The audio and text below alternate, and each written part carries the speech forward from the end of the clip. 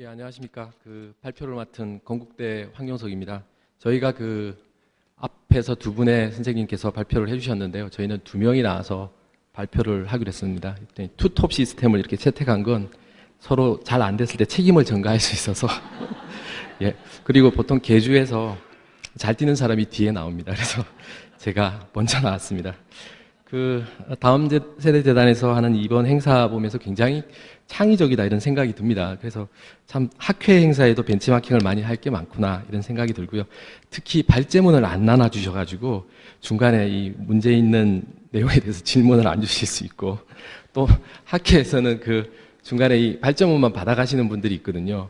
그래서 다행히 이렇게 아주 급하게 조사를 마무리한 저희에게는 한편으로는 다행이고, 또 그러나 그 발제문을 저희가 보고서 형태로 나중에 온라인으로 다 보실 수 있게 이렇게 준비를 하겠습니다. 이번 조사는 사실 어떻게 보면 정부에서 먼저 했어야 되지 않나 싶은 생각이 듭니다. 이 비영리 기구의 중요성이 커지고 있습니다만, 체계적으로 이 조사와 관련된 기존 연구들이 전혀 없었습니다. 그래서 다음 세대 재단이 이렇게 어떻게 보면 따뜻한 인터넷을 구현하기 위해서 비영리 기구에 대한 미디어 활용과 관련된 체계적 조사를 지원해 주신 데 대해서 굉장히 감사드리고요. 이 조사의 의의를 간략하게 말씀을 드리면, 어쨌든 초보적인 실태 조사조차 없는 환경에서 최초로 한국의 비영리 단체의 미디어 활용 실태를 저희가 조사를 했다는 것이고요. 그리고 단순하게 정부에서 현황 조사와 관련되는 그런 행정적 조사는 있었습니다만은 앞서 김원조 선생님께서 말씀하신 교량형 사회가 도래하고 있고, 그 교량형 사회를 만들어 나가는 온라인 미디어의 매개적 활동들, 이런 것들이 굉장히 중요시되고 있습니다만, 그러한 어떤 미디어 활용이나 또는 커뮤니케이션 능력과 관련돼서는 거의 조사가 없었다. 그래서 가능하면 이런 것들을 좀 지수화해보자라고까지 했습니다만, 저희가 처음 하는 조사라서 그런 지수화까지 과연 가능할지는 모르겠습니다. 그리고 가능한 국내에 있는 비영리 단체를 모두 포괄하고 조사의 결과가 대표성을 가질 수 있게 노력을 해보고자 했습니다. 그래서 이 데이터가 완전하게 저희가 기대했던 수준의 표본수를 확보는 못했습니다. 그런 제약성이 있습니다만은 어쨌든 국내 6천여 개의 등록되어 있는 비영리 단체를 대상으로 했다는 점을 중요한 의의로 저희가 말씀드릴 수 있겠습니다. 저희가 이제 시간이 이렇게 많지가 않아서요. 중요한 내용을 중심으로 중간중간에 파워포인트를 조금 뛰어넘는 경우도 있겠습니다. 그리고 여러분들이 온라인에서 나중에 받아보실 내용은 이런 좀 불편한 파워포인트 형태가 아니라 저희가 최종적으로 납본하는 온라인 보고서, 그러니까 그냥 일반적인 보고서 포맷으로 보실 수 있도록 준비를 하겠습니다. 예. 저희는 모집단을 중앙부처 및 전국의 16개 시도에 등록된 6,330개의 비영리 단체를 바탕으로 해서 정하고요. 이걸 기반으로 해서 저희가 표집틀을 만들었습니다. 그래서 이 표집틀을 통해서 비례할당 추출과 체계적 추출법을 통해서 2,000여 개의 조사 대상자를 선택을 했고요. 그 조사 대상을 기반으로 해서 저희가 자기 기입식 온라인 서베이 조사를 했습니다. 물론 여기에는 순수 종교단체를 제외시켰고요. 그 다음에 본부가 중앙에 등록되어 있는데 지부들이 또 많이 등록이 되어 있습니다. 지역에. 그래서 이런 것들은 제외를 시켰습니다.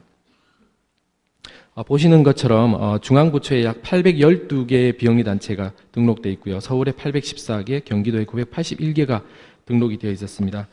물론 이것을 다 통합한 자료가 없는가 하고 찾아봤는데, 우리나라 정부에서는 개별 부처별로 이런 등록은 받아서 자료를 공시는 하고 있습니다만, 체계적으로 이 비영리 단체를 이렇게 다 전국 또는 중앙을 취합한 경우도 거의 없었다라고 말씀드릴 수 있고요. 저희가 조사에 좀 애로를 겪는 데 있어서 비영리 단체의 등록 정보들이 상당히 잘못된 정보들이 많았습니다. 전화번호도 틀리고, 그리고 법인, 비법인과 같은 이런 기본적인 정보들이 등록 정보에 관리가 되어 있지 않아서 저희가 조사 수행에 조금 어려움이 있었다는 말씀을 드립니다.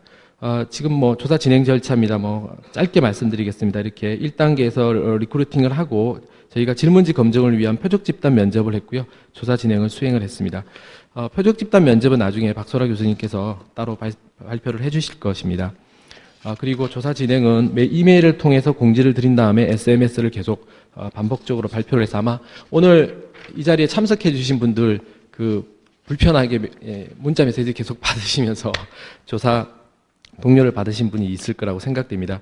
저희가 총 전체 리스트가 6,331개였고요. 그 다음에 이제 추가로 다음 세대 재단에서 553개 리스트를 또 주셨습니다. 그래서 6,884개를 가지고 저희가 2,282개의 리스트를 표본 할당을 했고요. 계속해서 접속을 했습니다만 지금 512개의 유효 표본이 확보가 됐습니다. 그러나 사실 이 512개도 조사 응답을 최종적으로 끝마친 표본은 약 390개 정도 되기 때문에 저희가 이 조사가 완성됐다기보다는 이번 주 사실은 그 주초까지 계속 저희가 조사 독려를 했었는데요.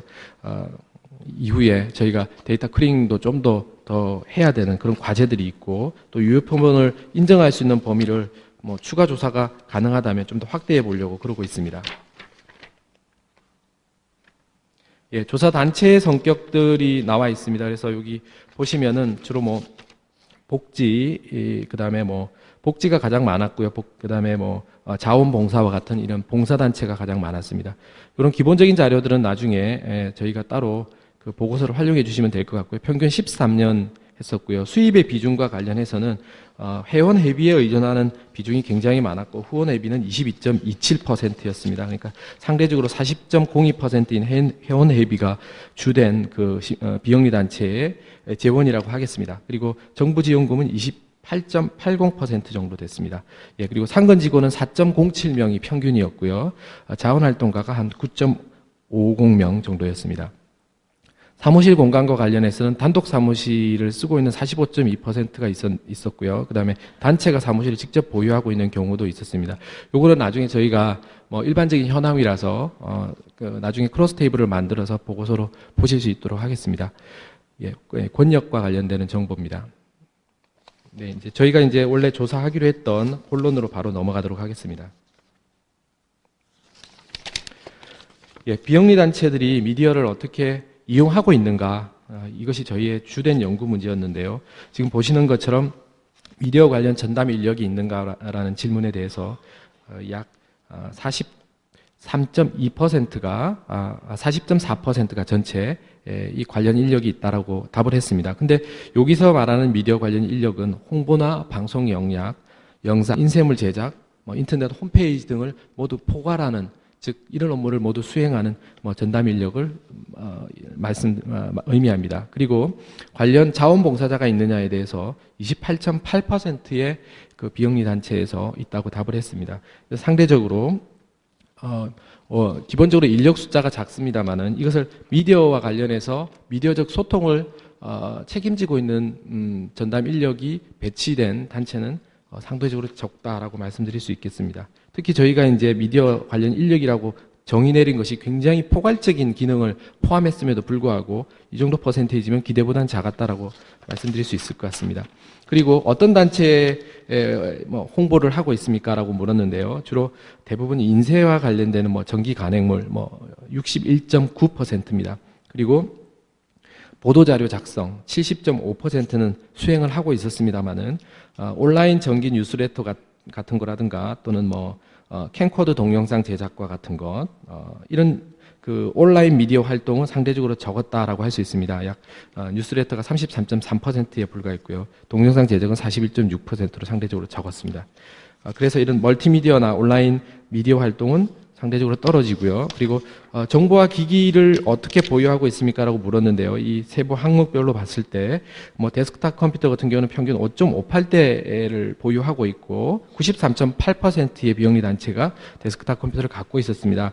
그런데 보시는 것처럼 디지털 캠코더나 이런 그 웹카메라, 그다음에 디지털 카메라, 이런 그 멀티미디어 저작 도구 같은 경우는 상대적으로 보유하고 있는 퍼센테이지가 상당히 적었다. 그리고 최근에 웹 환경이 진화하고 서비스 구조가 바뀌면서 이런 동영상 소통도 상당히 중요시 되는데 그걸 저작할 수 있는 기기는 적지 않은가 이런 생각이 들었고요. 그리고 이것은 인터넷 접속 형태라서 짧게 넘어가겠습니다. 96.4%가 유선과 무선을 동시에 사용하고 있었습니다. 그래서 유선을 사용하는 것이 73.1%, 유무선을 동시 사용하는 게 23.3%였고요. 무선만 사용하는 곳은 3.6%였습니다. 네, 그리고 자체 홈페이지가 있는가라는 물음에 대해서 저희가 예상했던 것보다는 높은 퍼센테이지가 나왔습니다. 72.3%가 자체 홈페이지가 있다라고 답변을 했습니다. 그러나 이제 단체가 발행하는 인터넷 그 미디어, 신문이나 방송과 같은 이런 일종의 미디어적인 그 채널이 따로 있습니까라는 물음에 대해서는 인터넷 신문은 4.0%, 그 다음에 인터넷 방송은 1.7%가 있었고요. 인터넷에 온라인 카페가 개설된 것은 35.9%였습니다. 그리고 블로그를 활용하는 경우도 상대적으로 낮아서 26.3%에 불과했다고 하겠습니다. 그리고 뭐 판도라 등의 동영상 전문 사이트에 자체 채널을 개설하고 있습니까라는 물음은 2.7%만이 있다고 했는데요. 이런 것들을 보면서 전반적으로 그 홈페이지 자체는 만들어서 많이 활용을 하고 계십니다만은 보다 적극적인 홍보 활동들을 위한 다양한 크로스 미디어 전략은 좀 부족하지 않은가라는 생각이 들었습니다. 뭐 홈페이지와 관련해서 조금 상세한 표들이 나옵니다만 중요한 점만 말씀드리면 웹 호스팅 방식이 54.0%로 가장 많았다라는 말씀이고요. 그리고 자체 도메인을 보유하고 있는 비율이 67.9%였습니다. 그리고 여기 보면 웹 서버나 웹 호스팅 방식과 관련되는 내용이 좀 교차표로 나와 있고요. 미디어 서버별 운영 여부와 관련해서는 이 미디어 서버는 상당히 낮은 비율로 이용을 하고 있었습니다. 이 비용이 별도로 많이 드는 거기 때문에 그런 것 같습니다. 그래서 미디어 서버와 관련해서 8% 정도가 미디어 서버를 이용하고 있다라고 답변을 했습니다. 네. 그 다음에 홈페이지 기능별로 어떤 기능을 제공해 줍니까라는 질문에 대해서는 각각의 항목별로 지금 보시는 것처럼 회원 커뮤니티 서비스라든가 또는 뭐 여러 가지 이 내용이 나옵니다. 근데 여기서 보면 기본적으로 그 게시물에 대한 댓글 달기라든가 또는 회원 게시판과 같은 기본 기능은 제공을 하고 있습니다만은 RSS 기능을 사용한다든가 16.7%입니다. 트랙백 기능을 사용한다 24.3%, 블로그 10.0%, 이렇게 웹 2.0 기술을 사용하는 것은 현저하게 낮았다라고 말씀드릴 수 있고요. 그 다음에 시각장애인을 위한 음성 서비스 같은 경우는 2.3%에 불과했고요. 회원들에 대한 의견을 묻는 온라인 포울 같은 경우는 14.7%였다라고 할 수 있습니다. 그래서 상대적으로 아주 정적인 홈페이지 운영은 잘 하고 있지만은 새롭게 소통을 좀 증진시킬 수 있는 기술을 채택해서 활용하는 경우는 굉장히 낮다라고 말씀드리겠습니다. 예, 단체 활동별 홈페이지 활용도를 보시면은 대부분 이제 단체 소식이나 홍보용이고요. 이 모금이나 기금, 회원 간의 교류와 관련해서는 상대적으로 좀 떨어지는 것으로 나타났습니다. 그래서 홈페이지가 좀 보다 능동적으로 활용되고 있지 못하지 않는가 뭐 이런 생각들을 저희가 좀 했고요. 보다 좀 질적인 인터뷰 또 FGI에서도 이런 논의가 좀 더 언급이 될 걸로 보여집니다. 네, 요 내용도 제가 넘어가도록 하겠습니다. 예. 메일링 서비스나 이런 그 단체들이 외부 상용 서비스를 어느 정도 이용하십니까라고 해서 개별 질문을 드렸습니다. 예, 그랬더니 보시는 것처럼 뭐 메일링 서비스, 뭐 다음이나 구글 등의 이 그룹스 같은 것들을 쓰는 겁니다. 네, 29.8%가 쓰고 있었고요. 뉴스레터를 쓰는 경우는 22.1%, 블로그, 메타 블로그를 쓰는 건 5.9%, 서비스형 블로그는 30.9%였습니다. 동영상은 10.3%, 메신저는 33.8%였는데요. 이렇게 이런 비영리 단체들이 자체 홈페이지 내에서 대부분 좀 소극적인 커뮤니케이션을 하고 있다. 그리고 상용 서비스 같은 경우는 상대적으로 검색에 노출될 가능성들이 좀 많고 또 멀티미디어 컨텐츠를 유통시키는데 훨씬 유리한 측면들이 있어서 이렇게 약간 크로스한 미디어 전략이 필요한데 그런 것들이 원활하게 활용이 되고 있지 않지 않냐라는 생각들을 저희가 했습니다. 그리고 홈페이지 이용과 관련해서는 뭐 일일 평균이 558명이 나왔는데 사실 10,000명이 넘는 곳이 몇 군데가 있었습니다. 3군데를 제외하면 평균 186명이 홈페이지를 방문한다라고 말씀하셨고요. 평균 게시물은 4.91개가 나왔습니다. 예, 단체별로 홈페이지 일일 방문자 수가 나와 있습니다. 네. 홈페이지 운영 정책과 관련해서 개인정보 보호 정책은 57.4%가 있다라고 말씀하셨고요. 저작권 정책 34.9%, 해킹 대비 보안 정책은 23.2%, 실명 확인은 50.7%를 게시판에서 하고 있었습니다. 그래서 상대적으로 개인정보 보호 정책과 관련되는 것은 조금 높지만은 저작권이나 해킹 대비 보안 대책은 상당히 미약하다. 그리고 이러한 어떤 홈페이지 상에 개별 단체의 이런 주요한 정책이 공시가 되어 있지 않은 퍼센테이지가 굉장히 높다라는 것을 알 수 있습니다. 네, 홈페이지 그 게시물과 관련해서는 요 뒤에 나오는 게시물 같은 경우는 59.2%가 뭐 실명 확인을 하지 않고 27.2%가 특정 게시판만 요구를 하고 있습니다. 13.6%가 모든 게시판에 글을 쓸 때 실명 확인을 요구하는 것으로 나타났습니다. 그래서 앞서 보여드린 이런 그 개인정보 보호나 이런 그 정책과 관련해서 특히 정부에서도 실명제를 많이 강력하게 지금 확대를 하려고 하고 있습니다만 과연 이런 그 보안 시스템들이 안전하게 갖춰져 있는가라는 것들이 조금 우려스러운 점이 있었습니다. 그리고 단체 홈페이지가 없는 경우는 대부분 비용이 부담스러워서라고 답변을 했고요. 포털의 카페나 블로그 이용만으로 충분해서라는 답변도 나왔습니다. 그런데 이제 앞서 그 홈페이지를 갖고 있지 않은 단체는 이렇게 카페나 블로그만으로 활용을 하고 있습니다만, 그러나 이것이 갖는 굉장히 큰 제약도 있습니다. 카페 같은 경우는 폐쇄적인 구조를 갖고 있고요.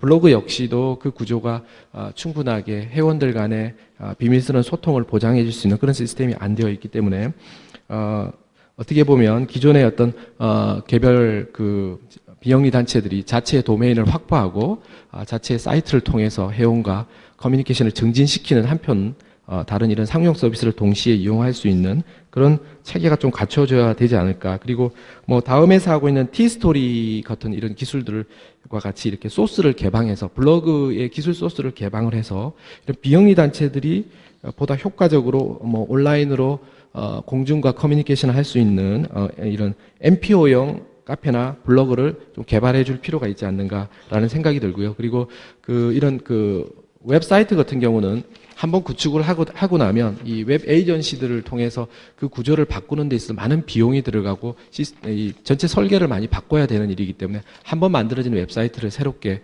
업데이트 시키는 게 참 쉽지 않습니다. 그래서 그런 것들을 좀 효과적으로 할 수 있게끔 그런 걸 새로운 기능을 이렇게 삽입할 수 있는 그런 기술들을 이런 그 다음 세대 재단에 좀 고민해 주시면 어떤가 이런 생각을 했습니다.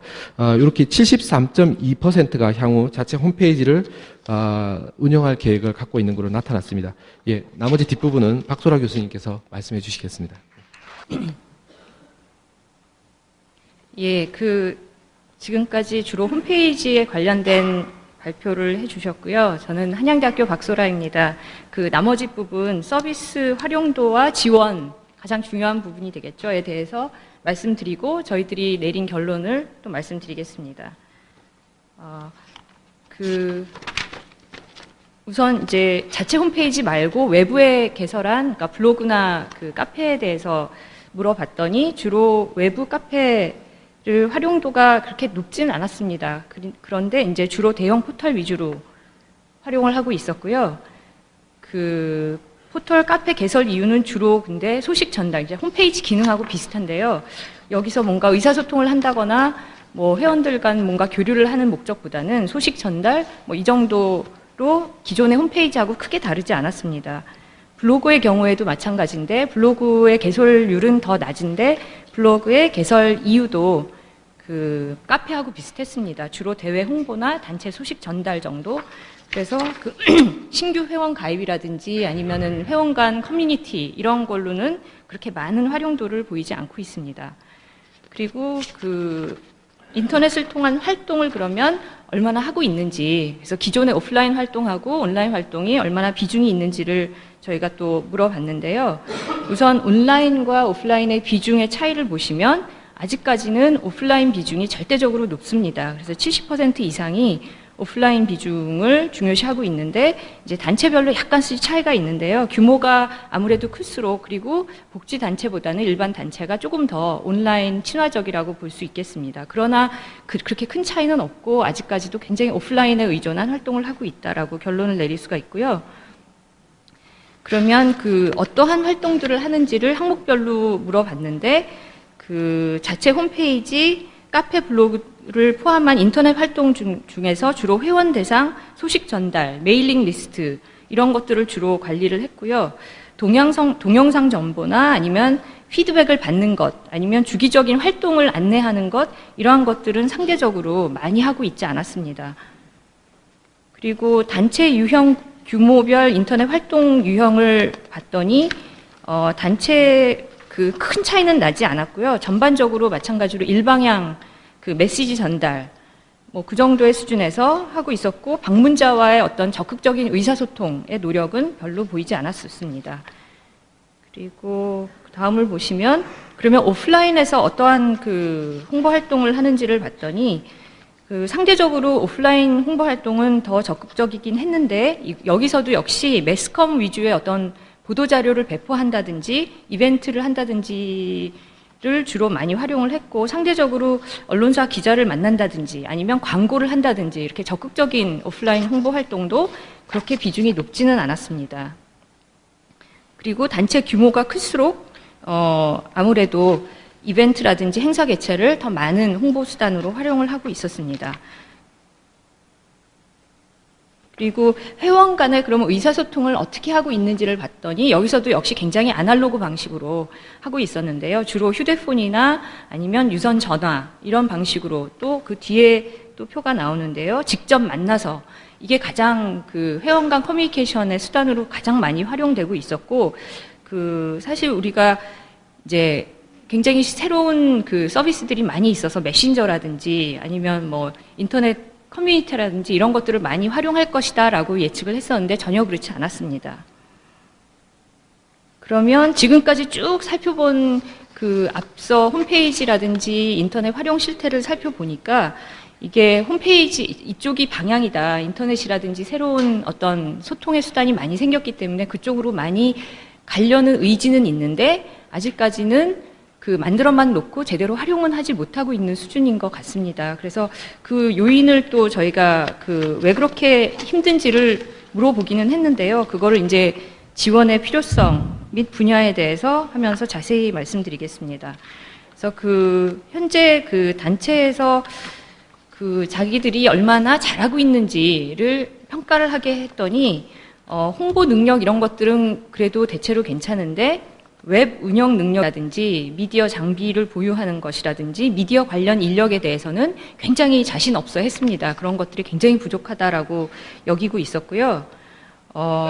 그러면 인터넷 운영 능력을 향상시키기 위해서 필요한 지원 영역이 무엇이냐라고 여쭤봤더니 역시나 그 인력에 있다라는 대답이 거의 대부분을 차지를 했습니다. 그래서 관리 인력이 부족하고 인력을 교육시킬 그 능력이 없다라는 대답으로서 그래서 이렇게 홈페이지는 다 갖춰져 있고 다들 방향이 이거라고 동의를 해서 그쪽으로 많이 관심은 가지고 있는데 실질적으로 그렇게 가지 못하고 있는 거는 그만큼 어떤 전문성이라든지 전문 지식, 전문 인력이 부족하기 때문이라는 것으로 저희가 분석을 했습니다. 그리고 그러면 이러한 능력 향상을 위해서 그 어떤 교육을 받고 싶냐라는 질문을 드렸더니 그 중에서 제일 필요로 하는 교육이 미디어 발행 및 제작 교육. 그러니까 그 온라인을 통해서 뭔가를 소식을 내보내고 뭔가 교류를 하고 싶은데 그럴 그 능력이 없다라는 게 가장 큰 답이었고요. 그래서 그런 교육 그리고 비슷하게 웹 제작 소프트웨어 교육 이런 것들에 대한 욕구를 많이 가지고 있었습니다. 그리고 세 번째가 웹 관리에 관련된 교육. 결국에는 다 이런 어떤 그 웹을 사용하는 어떤 능력에 대한 교육 수요가 굉장히 높았습니다. 그리고 기타 필요한 교육 분야에 대해서도 많이 답변을 주셨는데 거기에도 보면은 아주 뭐 고난도의 어떤 전문 지식이라기보다는 가장 기초적인 컴퓨터 일반 교육, 뭐 파워포인트나 엑셀 같은 그런 교육, 그래서 가장 기초적인 그런 수준의 교육에 대한 수요가 굉장히 높다는 것을 저희가 알 수 있었습니다. 그러면 지금 현재 어떤 교육을 하고 있는지를 저희가 또 질문을 드렸더니 사실 다들 비슷한 상황이실 텐데요. 굉장히 교육의 기회는 적습니다. 그래서 전체적으로 평균이 1년에 한 2번 정도 교육을 할 수 있고 그 다음에 교육을 할 때 한 10명 정도 수준의 교육을 실시하고 있었고요. 연간 평균 한 200만 원 정도의 교육비를 활용할 수 있었습니다. 굉장히 열악한 상황인 것을 저희가 확인을 했습니다. 그러면 지금까지 쭉 저희가 FGI도 했었고 온라인 서베이도 했었고 그 결과를 몇 가지로 요약을 해드리면 우선 저희가 서베이 이게 우리나라에는 미디어 활용에 관한 비영리 단체의 현황을 조사한 기존 자료가 전혀 없었습니다. 그래서 어떤 기초가 없었기 때문에 저희가 기초를 닦는 작업으로 이거를 시작을 했는데 그래서 저희가 오류를 최소화하기 위해서 우선 FGI를 해서 기존의 단체들이 어떠한 생각을 가지고 있고 어떻게 활동을 하고 있는지를 묻는 FGI를 했었는데 거기서의 결론도 홈페이지를 통한 활동의 경우 참 이게 홈페이지를 만들어는 놨는데 이게 일반인들 또는 회원들하고 뭔가 커뮤니케이션의 장으로 활용되기가 굉장히 어렵다라는 대답이 많았고요. 그 다음에 이제 포털의 미디어 서비스나 검색 기술 같은 거를 우리가 효과적으로 어떻게 활용해야 될지를 모르겠다. 그리고 미디어 운영을 하는 인력이 있긴 있지만 그렇게 전문적인 인력이 아니라 다른 일을 하면서 곁다리로 배워가면서 하는 사람들이 많기 때문에 거기에 굉장히 한계를 많이 느낀다라는 지적을 많이 하셨습니다. 그래서 이러한 FGI 결과하고 비슷하게 서베이 결과도 저희가 정리를 해봤는데요. 서베이 결과의 경우에는 여기서도 첫 번째로 지적되는 게 미디어 전문 인력 및 지원이 부족하다. 이것이 가장 큰 어려움이었고요. 그 다음에 홍보에 있어서도 온라인이나 멀티미디어를 이용한 홍보는 굉장히 취약했습니다. 그리고 홈페이지 활용도도 비교적 웹 2.0까지는 가지 못하고 있고 웹 1.0 정도 수준에서 정보를 전달하는 수준으로 볼 수가 있고요. 그 다음에 정보화 기기도 상대적으로 어떤 멀티미디어 기능이라든지 그러한 것들은 굉장히 부족한 현황으로 나타났습니다. 그리고 홈페이지 운영 방식을 보시면 홈페이지 자체 도메인은 많이들 확보를 하고 있지만 다소 굉장히 아날로그식으로 소식 전달 수준에 그치고 있었고 웹 2.0 기술을 통한 어떤 상호작용 공간 이거를 확보하는 데는 굉장히 부족하다라는 결론을 내릴 수가 있습니다. 그리고 홈페이지 운영 방식 중에서도 외부 상용 서비스를 이용한다거나 그래서 다른 사이트들과의 연계를 한다든지 뭐 검색에 걸리게 한다든지 이러한 어떤 크로스 미디어적인 전략은 굉장히 부족했다라는 결론을 내릴 수가 있고요. 그리고 홈페이지가 그럼에도 불구하고 다들 홈페이지를 하겠다라는 답을 하셨었거든요. 그러면 홈페이지가 지금까지 없는 단체들은 없는 이유는 다 아시겠지만 가장 큰 문제가 비용이었고요. 그 다음에 이제 인력 이런 문제들이 나왔고 그래서 이제 저비용의 어떤 상용 서비스를 운영할 수 있는 그런 비영리 단체형 팀 블로그와 같은 새로운 서비스 같은 것들도 고려해 볼 만한 지원책이라고 저희가 제안할 수 있겠습니다. 그리고 인터넷 활용도에 대한 서머리를 해드리면 우선 포털 카페 서비스 이용 비중은 다소 높지만 아까도 말씀드렸다시피 목적 자체가 주로 정보 전달이다라는 것 그리고 온라인 활동에 비해서 오프라인 활동의 비중이 아직까지는 굉장히 높다. 그리고 온라인 활동 경우에도 굉장히 일방적 메시지 전달에 그치고 이용자와의 적극적인 의사소통은 아직은 이루어지지 않고 있다. 그리고 회원과 의사소통도 많은 좋은 어떤 온라인 서비스가 있음에도 불구하고 굉장히 아날로그식으로 아직까지는 이루어지고 있습니다. 그래서 인터넷 지원에 대해서 다시 한번 말씀드리면 전반적으로 굉장히 취약하다라는 걸 인식을 하고 있었고요. 그리고 기자재나 활동비보다는 어떤 교육에 대한 욕구 그런 것들이 굉장히 큰 것으로 저희가 확인을 했습니다. 그래서 교육 분야에서는 미디어 제작이나 발행 교육이 가장 시급한 것으로 결론을 내릴 수가 있었고요. 그래서 전체적인 저희 연구의 어떤 함의를 저희가 생각을 해봤는데요. 대부분의 단체들이 인터넷을 통한 활동에 대한 필요성이나 욕구는 굉장히 높았습니다. 오늘 이렇게 이 컨퍼런스도 이렇게 성황리에 많은 사람들이 온 것도 아마 그것을 반영하는 것 같은데요. 그러나 이제 체계적인 운영 및 전담 인력 부재, 전문성 이런 것들이 굉장히 아직까지는 결여되어 있는 것으로 저희가 결론을 내릴 수가 있었고요. 이 연구는 아까도 말씀드렸다시피 기초적인 어떤 작업, 우리나라의 비영리 단체가 미디어를 도대체 얼마나 어떻게 활용을 하고 있는지를 보여주는 어떤 기초적인 데이터이고, 그래서 사실상은 비교의 증거가 없습니다. 이게 높은지 낮은지, 이게 좋은지 나쁜지에 대한 비교의 증거 없이 저희가 없는 데서 새로운 거를 질문을 드린 것이기 때문에 사실 이러한 조사가 매년이라든지 아무튼 주기적으로 계속해서 쌓여서 과연 우리나라 전체 비영리 단체들이 온라인을 어떻게 활용하고 있는지, 얼마나 잘 하고 있는지를 쭉 비교할 수 있는 가장 이제 출발점이 될 것 같습니다. 그리고 저희가 이제 정책적으로 그러면 대안을 저희가 제안할 수 있는 것들은 뭐냐면은 좀 더 다양한 체계적인 교육이 필요하다라는 것을 느낄 수가 있었고요. 그 다음에 이제 각 단체별로 저희가 많은 내용을 전달할 수 없었기 때문에 이제 전체적인 것을 보여드렸는데 사실 안에 들여다보면 단체별로 굉장히 차이점이 많이 드러납니다. 그래서 단체에 따라서 굉장히 다른 어떤 수요가 있는데 그거에 따른 맞춤형 어떤 미디어 활용법 이런 것들이 굉장히 필요한 것 같고요. 그 다음에 상대적으로 이제 지방에 위치한 군소 비영리 단체들의 지원 기회가 굉장히 부족하다는 것이 또 확인이 됐습니다. 그래서 그러한 지원 기회가 좀 확대되었으면 좋겠고, 그 다음에 주로 이제 미디어 교육을 한다 그러면 주로 이제 기술이나 미디어 운영에 관련된 교육들이 우선 급한 것 같고요. 그 다음에 이거에 대한 인식도 좀 높아질 필요가 있을 것 같습니다. 그래서 사실은 이제 비영리 단체의 활동이라는 게 사실은 소통에 기반을 하는 거라고 저희는 생각을 합니다. 그래서 사람들하고 또는 회원들하고 또는 일반인들하고 얼마나 잘 어떤 의의를 공유를 하고 설명을 하고 또는 피드백을 받고 이 과정이 굉장히 중요할 것 같은데, 그래서 지금의 환경은 굉장히 기회가 좋은 것 같습니다. 소통하기가 너무나 쉬워진 세상이 됐기 때문에, 그러나 아직까지는 소통의 기회를 아직은 잘 활용하지 못하고 있고, 아직까지는 커뮤니케이션보다는 이거를 미디어로, 그래서 어떤 자기의 의사를 일방적으로 전달하는 매체 정도로 인식을 하고 있는 것으로 저희가 결론을 내릴 수가 있고요. 그래서 사실은 앞으로는 굉장히 기회가 많다라는 것을, 비록 지금 현황은 약간은 비관적인 현황이 나왔지만, 앞으로는 굉장히 기회로 활용을 할 수 있을 것이라는 것을 저희가 결론을 내릴 수가 있었습니다. 그래서 발표는 여기까지 마치도록 하겠습니다.